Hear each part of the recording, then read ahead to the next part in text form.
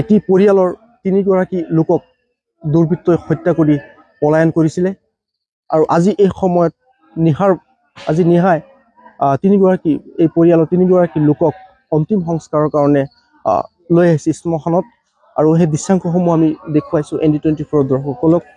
এয়া তিনিগৰাকী এটি পৰিয়ালৰ তিনিগৰাকী লোকক যি কালি নিহাৰ ভাগত দুৰ্বৃত্তই হত্যাকাণ্ড সংঘটিত কৰিছিলে আৰু হত্যাকাণ্ড সংঘটিত কৰাৰ পিছতেই আজি নিহাৰ ভাগত তিনিগৰাকী লোকক একে ঠাইতে শ্মশানত অনা হৈছে।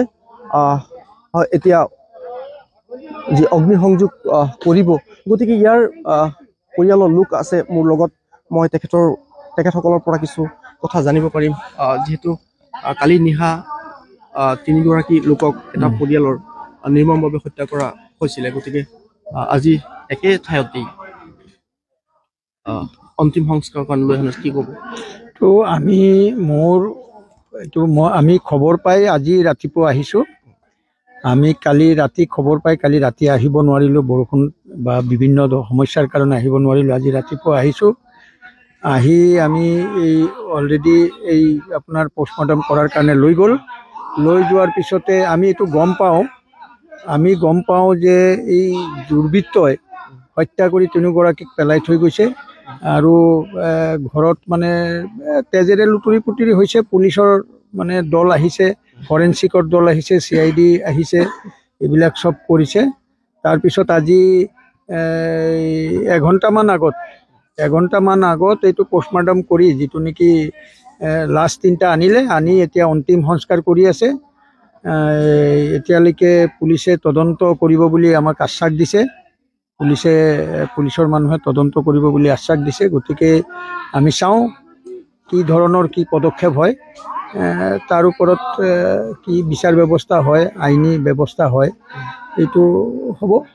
এইখিনিয়ে জানো। আমি সদূৰ নগাঁৱৰ পৰা আহিছোঁ খবৰ পাই। মোৰ খুৰখালি আৰু খুৰখালিৰ এইটো কি ক'ব, শালপতি আৰু তাৰ ছোৱালী, এই তিনিজনৰ লাশ এতিয়া এই যে দাহ কৰাৰ কাৰণে আমি শ্মশানত আছোঁ। এইখিনিয়ে জানো আমি।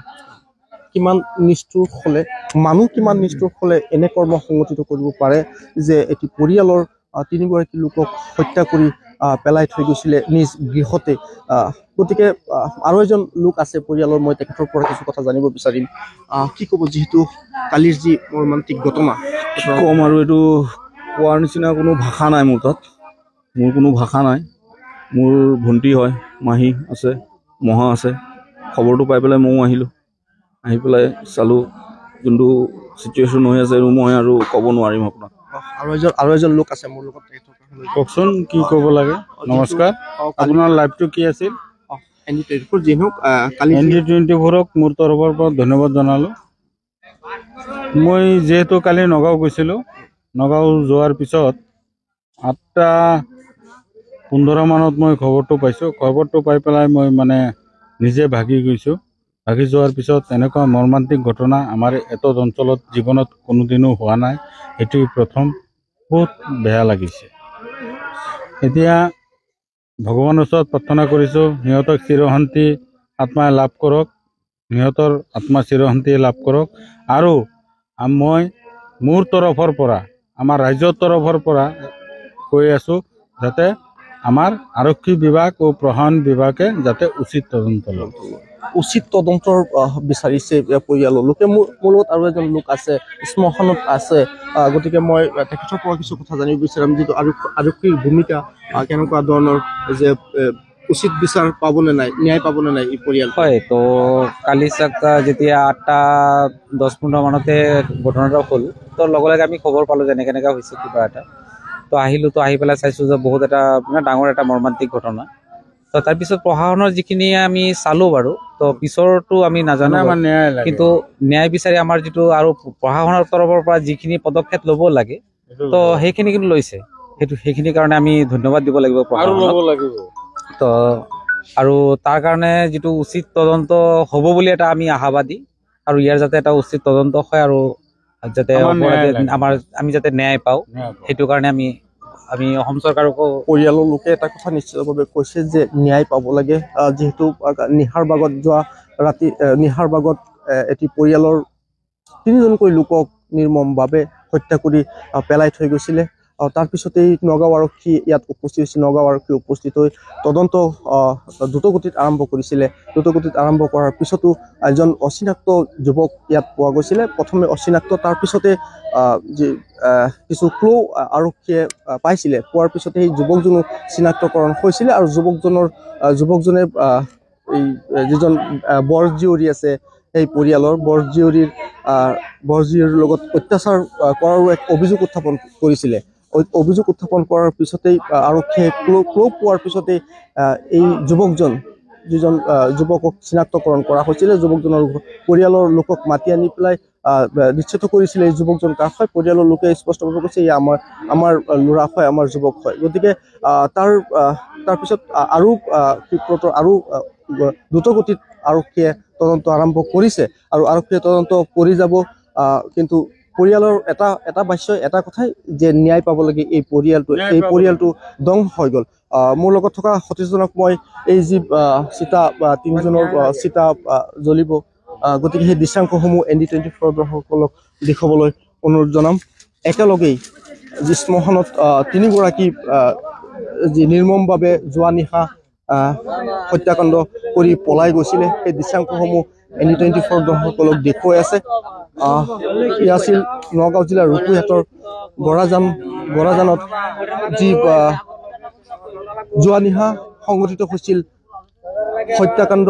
3গৰাকী লোকক, এটি পৰিয়ালৰ 3গৰাকী লোকক এই হত্যাকাণ্ড সংঘটিত কৰিছিলে আৰু 3গৰাকী লোকৰ ন্যায় বিচাৰিছে পৰিয়ালৰ লোকে। মই দেখুৱাই যাম ND24 দৰ্শকসকলক। হয়তো মুখা অগ্নি হৈছে, এতিয়া জুই দিব, চিতা জ্বলাব। গতিকে আৰু কিছু লোক আছে, মই তেখেতসকলৰ কাষলৈ যাম। কি ক'ব আপুনি, যিহেতু 3গৰাকী লোকক এতিয়া ৰাইজৰ ভিতৰত আমিতো গাঁৱৰ মানুহে এতিয়া সমাজৰ কাম যোনটো কৰিবলৈ লাগে সেইখনতো আমাৰ সমৰ্থ দিব লাগিব। এতিয়া কোৰ্ট কেছৰ পৰা যেতিয়া বস্তু বাহিনী সিহঁতে যোনটো এস্কালৰ পৰা আহিছে, যেতিয়া এতিয়া ডেড বডি আমাৰতো যোনটো সমাজৰ কাম আছে সেইখিনিতো আমাৰ সমাধান কৰিব লাগিব। পৰিয়ালৰ লোকে কোনো পৰ্যায়ে যে মানি ল'ব পৰা নাই তাৰ দৃশ্যাংশ মই দেখুৱাই আছো। ইয়াৰ চাক পৰিয়ালৰ লোকে কান্দি ভাগৰি পৰিছে আৰু মৰ্মাহত হৈ পৰিছে। এই দৃশ্যাংশসমূহ ND24 দৰ্শকসকলক দেখুৱাই আছো। এয়া পৰিয়ালৰ লোক আৰু এই যি গাঁওবাসী অঞ্চলবাসী নিস্তব্ধ হৈ পৰিছে। গতিকে ইয়াৰ যেন পৰিয়ালৰ লোকে বিচাৰিছে, ন্যায় বিচাৰিছে। আৰু যিহেতু ইয়াত এজন প্ৰথমে অচিনাক্ত যুৱক উদ্ধাৰ হৈছিলে, তাৰপিছত এই যে আৰক্ষীয়ে কিছু ক্লু পাইছিলে আৰু যিজন সৰু ল'ৰা আছিলে, সৰু ল'ৰাই ৰাতিৰ ভাগত মন্তব্য আগবঢ়াইছিলে যে এজন যুৱকৰ লগত কিছু কাজিয়া আছিলে বা 2 বছৰ আগত 22 চনত গোচৰ দিও হৈছিলে দুয়ো পক্ষৰ মাজত। আৰু এই সৰু ল'ৰাজনে কিন্তু স্পষ্টভাৱে ৰাতিৰ ভাগত মন্তব্যত কৈছিলে যে এই যিজন যুৱক, এজন যুৱকৰ নাম স্পষ্টভাৱে লৈছিলে। যুৱকজনে তেখেতৰ যি বাইদেউৰ লগত অত্যাচাৰ কৰিছিলে বা বিভিন্ন প্ৰস্তাৱ দিছিলে, যে কোনোদিনেই ঘৰৰ পৰিয়ালৰ লোকে মানি লোৱা নাই বা আশী চৰকাৰ যিজনৰ বিয়া আছিলে অহা বুধবাৰে, তেখেতৰ মানি লোৱা নাছিলে। যাৰ ফলত এই মন্তব্য দিয়াৰ পিছতেই আৰক্ষী অতি দ্ৰুতগতিত তদন্ত আৰম্ভ কৰিছিলে। তদন্ত আৰম্ভ কৰাৰ পিছতেই যিজন অচিনাক্ত যুৱক আমি কৈছিলোঁ, অচিনাক্ত যুৱকৰ ঘৰৰ মানুহ আনিছিলে, আনাৰ পিছত যে চিনাক্ত হৈছিলে যে তেখেতসকলৰ যুৱক। গতিকে এই ক্ষেত্ৰতো আৰক্ষীয়ে যিহেতু পৰিয়ালৰ সকলো লোকেই বা গাঁৱৰ লোকে একেমুখে কৈ আছে ন্যায় পাব লাগে, কেনেদৰে আৰক্ষীয়ে এই পৰিয়ালটোক ন্যায় দিয়ে সেয়া সময়ত লক্ষণীয় হ'ব।